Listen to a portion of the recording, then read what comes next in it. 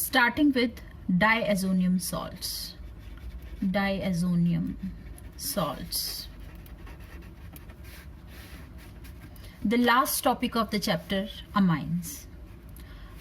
Di means two. Azo word is used for nitrogen, and EM we use whenever we have a cation, like carbonium, carbocation. The other name for carbocation is carbonium ion also, or carbonium also, because their carbon is carrying a positive charge. Similarly, diazonium means this group we are talking about, N2 plus. Diazonium salts. Salts, if it means there should be a negative part also. Say that negative part is X minus, where this X may be chloride, bromide, etc. Or this X may be sulfate, or this X may be some other group. So that is how we can have the diazonium salts. Now what about the group present here? That is either alkyl or aryl group. So what is the general formula for diazonium salt? It is RN2X. RN2X is the general formula for diazonium salts. So here R is what? R is either an alkyl group or an aryl group. Now if it is an alkyl group, say if we are talking about CH3N2Cl, now this is quite unstable salt, or you can say any alkyl diazonium salt is unstable. Alkyl diazonium salts are unstable. Why is it so? Why are they unstable? That we will discuss. Now what about the aryl? It means if R is an aryl part means, like if we are talking about the benzene diazonium chloride, this is benzene ring, and here we have N2Cl. So say this is benzene diazonium chloride. Now benzene diazonium chloride, this is quite stable.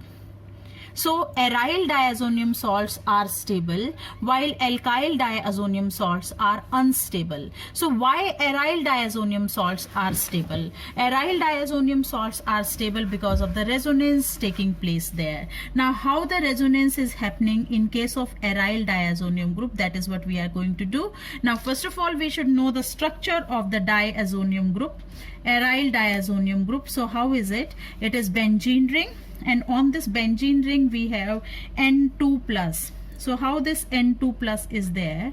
This nitrogen carrying two lone pairs, and this nitrogen is carrying a positive charge. Now what will happen? This will tend to withdraw the pair of electron towards itself. Now the next resonating structure will become like this. N, it will become a double bond, two lone pairs here, two, and there will be a negative charge. So here it is a negative charge, and this nitrogen will become positively charged, more electron deficient, because it has given its pair of electron to the other nitrogen. That is why now it will tend to withdraw this pair of electron towards itself. So what will be the next structure? The next structure will be like this. So this is an extra structure I have written, which is not given in book. This structure is not given in the book, but it is there. Just to understand, I have done it. So what will happen now? This pi pair of electron shifted here.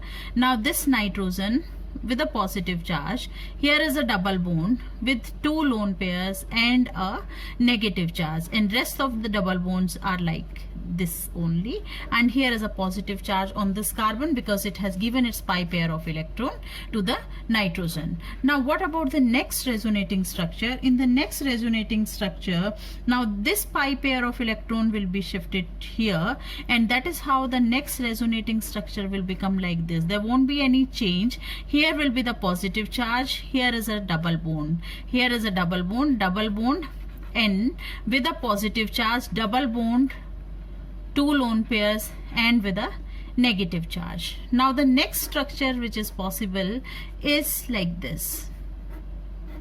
Now this positively charged carbon will withdraw this pair of electron towards itself. Now the next structure is, here is a double bond, here is a double bond, and here is a positive charge, and double bond N with a positive charge, double bond N with lone pair and a negative charge. So that is how the resonating structures will be there. So we can draw it again. It can be like this.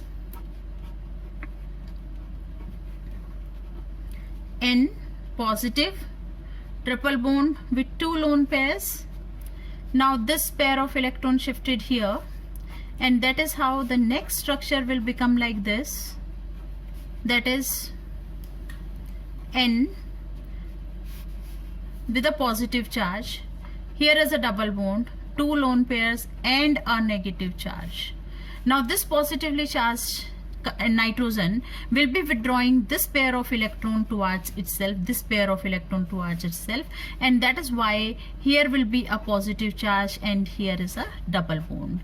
Now in the next structure, this positively charged carbon will be withdrawing this pair of electron, and that is how the next structure will be like this. Here is the positive charge, here is a double bond, here is a double bond, and here is a double bond is here also. So N with a positive charge, double bond N with 2 lone pairs and a negative charge. Now this pair of electron will be shifted here, and that is how the next structure will become double bond N with a positive charge, double bond N with 2 lone pairs and a negative charge, 1 double bond here, 1 shifted here, and here is the positive charge. So these are the resonating structures of benzene diazonium salt, and because of the resonating structures possible in case of benzene diazonium salts, aryl diazonium salts are more stable, or you can say aryl diazonium salts are quite stable. While no resonance is possible in alkyl diazonium salts, that is why they are not at all stable. So this is all about the structures or the stability of the aryl and alkyl diazonium salts. Now the next we are doing, that is methods of preparation. Now how can we prepare the diazonium salt? It can be prepared by a process, that is diazotization. Now what is this diazotization? Diazotization is introducing the diazo group. How can we do it? We take the aniline, that is C6H5NH2. Aniline is taken, and this aniline, we do its reaction with nitrous acid, that is NaNO2 plus HCl. In situ we will be taking at almost 0 degree centigrade, that is 273 to 278 Kelvin. It will be converted to benzene diazonium chloride. So this process or this particular reaction is called as benzene diazotization, that is NaCl plus H2O. So this is all about the methods of preparation. Now we are starting with the physical properties of diazonium salts. Now what are various physical properties? These salts are crystalline solids. They are crystalline solids first of all. Now they are readily soluble in water. Why are they readily soluble? Because of the ionic nature, or you can say because of the polar nature also. So readily soluble in water. Cold water. Then next is, if we warm water, then what will happen? That is a different story. So they are readily soluble in cold water. Then next is, it decomposes easily in the dry state, and diazonium fluoroborate is water insoluble and stable at room temperature. What I am trying to tell, that benzene diazonium fluoroborate, that is N2BF4 minus. So this particular compound is insoluble. This is insoluble in water.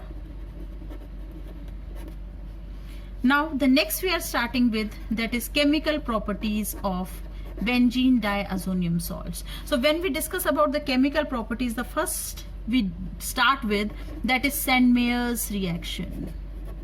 Sandmeyer's reaction, as we have already done this reaction in first chapter also, the same reaction is here again. What is Sandmeyer's reaction? It is, we do the reaction of this benzene diazonium salt, that is N2 plus X minus, this benzene diazonium salt on reaction with copper chloride in presence of HCl will be forming ArCl plus N2. This in presence of Cu with CuBr in presence of HBr will be giving ArBr, that is bromobenzene. And when we do its reaction with CuCN, copper cyanide, in presence of KCN, then we get ArCN. What is this ArCN? What is the name of this? This is phenyl cyanide, or you can say benzene nitrile. So benzene nitrile will be the compound obtained here. Now the next we are doing, that is Gettermann's reaction. Now what is this Gettermann's reaction? Gettermann's reaction is the reaction of benzene diazonium salt with copper powder. So what is the difference between the Sandmeyer's reaction and the Gettermann's reaction? The only difference is that here in place of this copper halide we use the copper powder. So with copper powder in presence of HCl, it will be giving, that is chlorobenzene plus N2 plus CuCl or CuX. When we do this reaction with Cu in presence of HBr, then the product obtained will be, that is bromobenzene. We will be getting bromobenzene plus N2 plus CuX.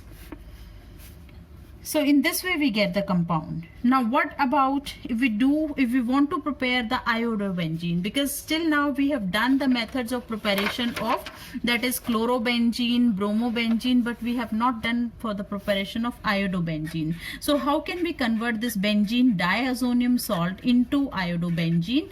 We can do it by reaction with Ki. If we do the reaction with Ki, potassium iodide, then the compound will be converted to iodobenzene.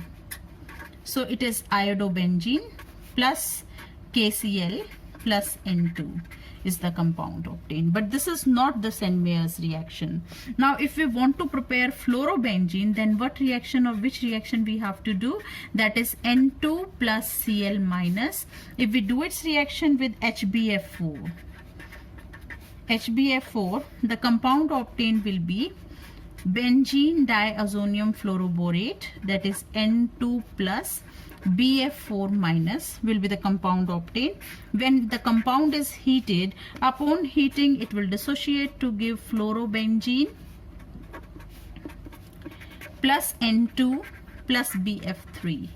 Then if we want to prepare, or if we want to convert this benzene diazonium salt to the simple benzene, what to do? We can do its reaction with two reagents. This is N2 plus Cl minus. If we do its reaction with either ethyl alcohol, or if we do its reaction with H3PO2, so in both cases it will be converted to the benzene, that is H3PO2 on plus H2O.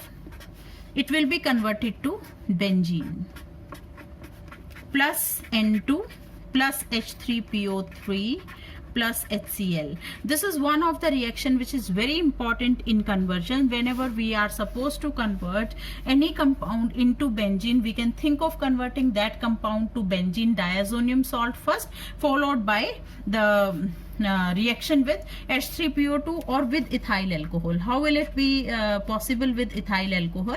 It is like N2 plus Cl minus. When we do its reaction with CH3 CH2OH, the compound obtained will be benzene plus N2 plus CH3 CHO plus HCl. So that's how the reaction is taking place. Now what if we do the reaction of benzene diazonium salt with hot water? Now if the benzene diazonium salt is boiled with water, it will be converted to phenol.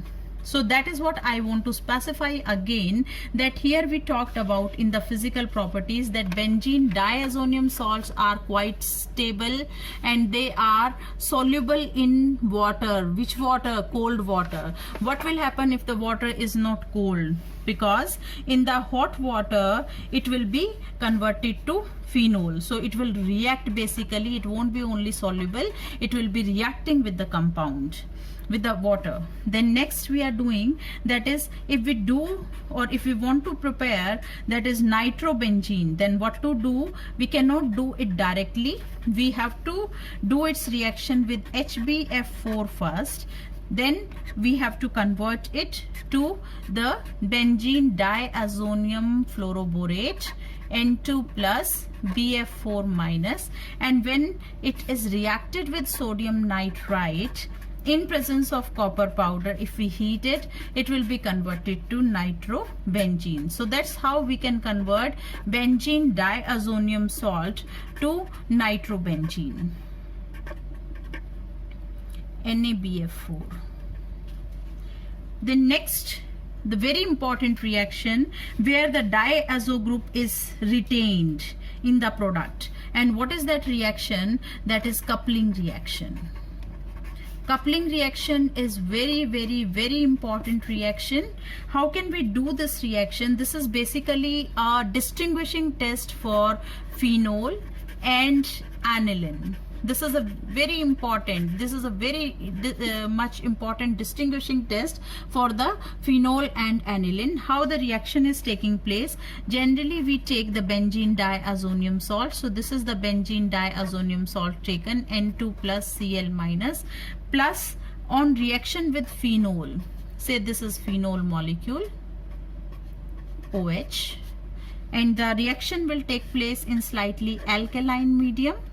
Now H from here, Cl from here, so Cl from here and this H from here will be forming HCl, and we will be getting a compound. What is that compound? That is this compound, N double bond N, then this.